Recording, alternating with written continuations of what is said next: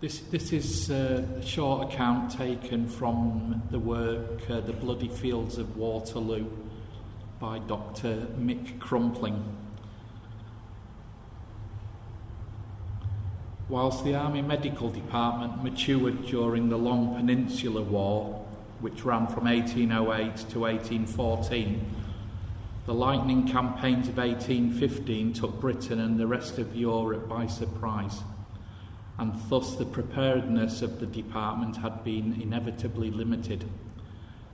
James McGrigor's appointment as the Director General preceded the Waterloo campaign by less than 1 week, and regiments were dispersed in various parts of the British Isles, Ireland and North America.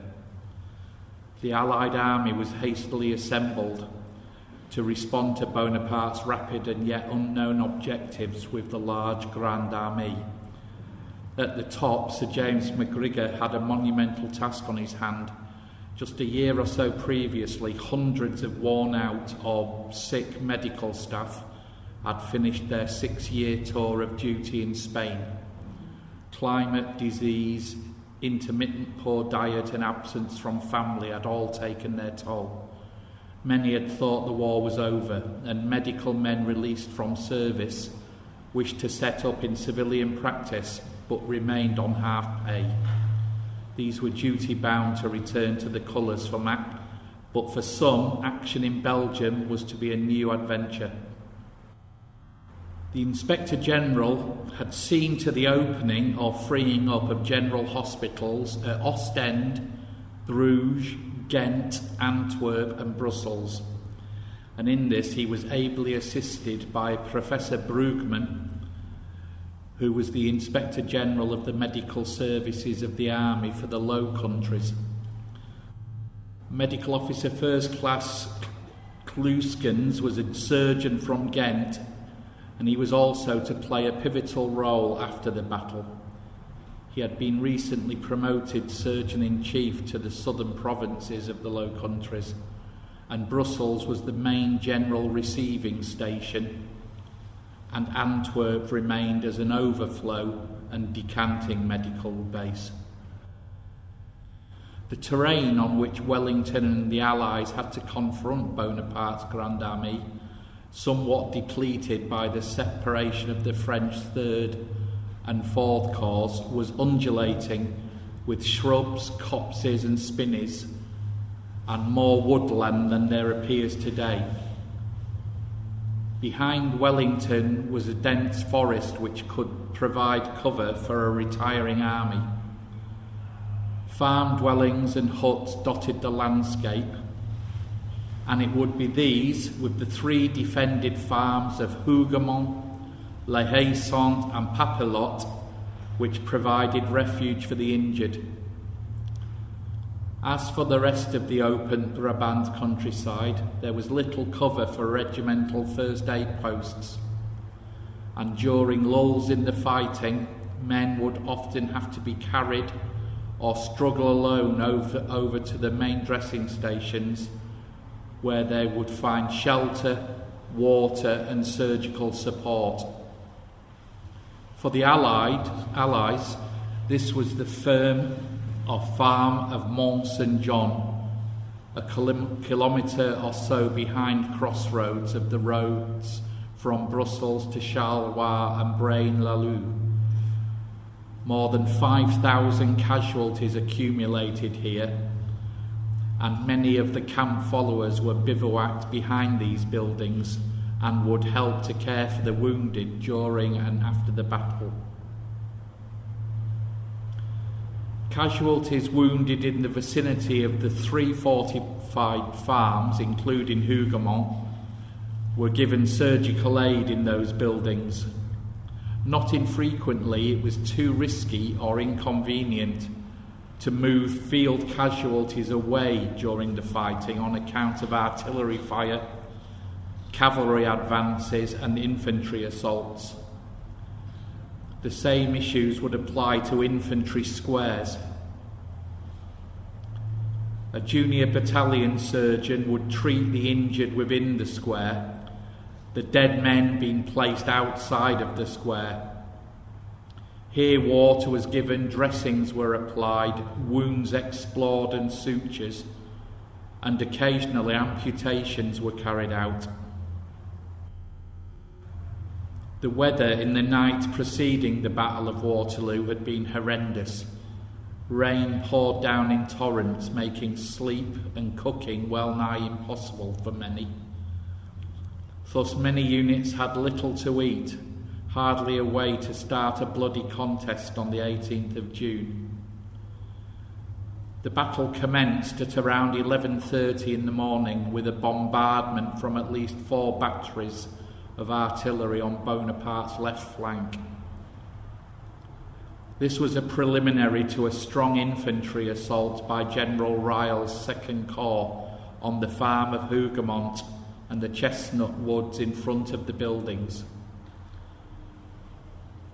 The farm projected well out in front of the Duke's Ridge and was latterly held by light companies of the Coldstream and 3rd Foot Guards, supported by companies from Nassau's Field Jaeger Corps, Lüneburg and Grubenhagen regiments. For the first hour of the conflict around the wood, including its loss along with part of the Great Orchard, the Guards' companies occupied gardens to the west of the buildings. As the harsh combat for the farm progressed, there were frequent infantry assaults through the woods and into the killing zone between the woods and the south garden wall of the farm. Here, wounded Frenchmen were isolated and would have been dragged back into the woods to a field dressing station in the rear. Allied casualties were taken into the farm buildings for treatment. During the ebb and flow of the conflict, the walls of the farm gardens were high, and clambering up them was a huge physical effort for the French assailants encumbered with their equipment, only to be shot from below or clubbed as their heads and shoulders appeared above the top of the wall. There were fire steps and holes punched out of the walls from which fire could be poured into them. Many of the French 6th and 9th divisions would be shot at close quarters as they heaved themselves up the wall, or they were shot down while milling around below the walls. At most, around 2,600 men defended Hougoumont, and roughly 847 of these, or around 33%, became casualties. Of the attacking forces, it is said that between 4,000 and 5,000 casualties were accrued around the farm on the 18th of June. 600 of these French and Allied corpses were known to have been burnt, then interred near to the south gate by local peasant labour. There is some uncertainty about the provision of surgical care in the chateau during the day. Surgeon Good of the 3rd Foot Guards was known to have been at Mont St John dressing station, but it is just inconceivable that there would have been no surgeon present at the chateau, since there were hundreds of casualties to manage, and there was cover in which a surgeon could work. Thus, it was probably Surgeon William Whymper of the Coldstreams who provided medical support on site. With or without an assistant, he would have had to treat around 3 to 4 wounded men. Whether Assistant Smith and Hunter of the Coldstreams and Good's assistant surgeons were there is conjectural. Possibly 1 or 2 of his assistants joined later as more help was required. They would have worked initially in the main chateau, amputating, exploring and dressing wounds and burns. When a haystack, then the main building, caught fire, the Duke had messaged the occupants to evacuate the house, The casualties were then moved into the outhouses of the farm, barns, stables and such. Such foresight illustrates the commander's attention to detail and care of his soldiers. Surgeon Good was commended by his battalion for his lifetime service and his efforts at the battle. He was presented with a battalion King's colour. This and the surgeon's memorial were in the cathedral at Worcester until the tattered colour was removed for destruction. Of the original 134 men making up 2 companies of Coldstreams, only 13 mustered at the end of the day.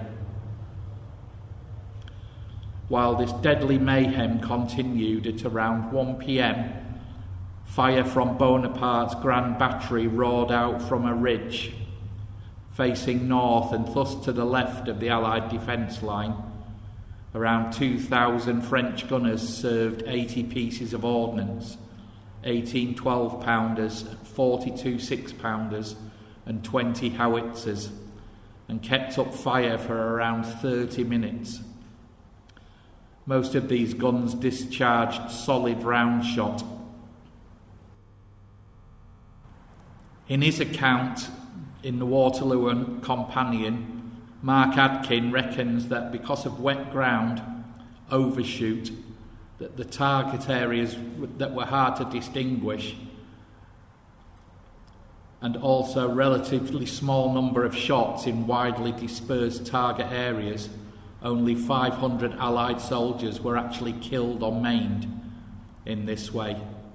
Injuries were thus somewhat scattered and were caused by large lumps of iron smashing into soldiers, decapitating, destroying body cavities and tearing off limbs.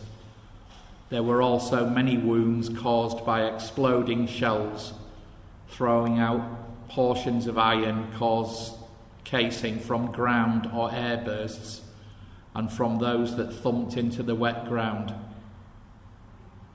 Little or no canister rounds would have been used against Hougoumont, but mainly against British cavalry brigade advances.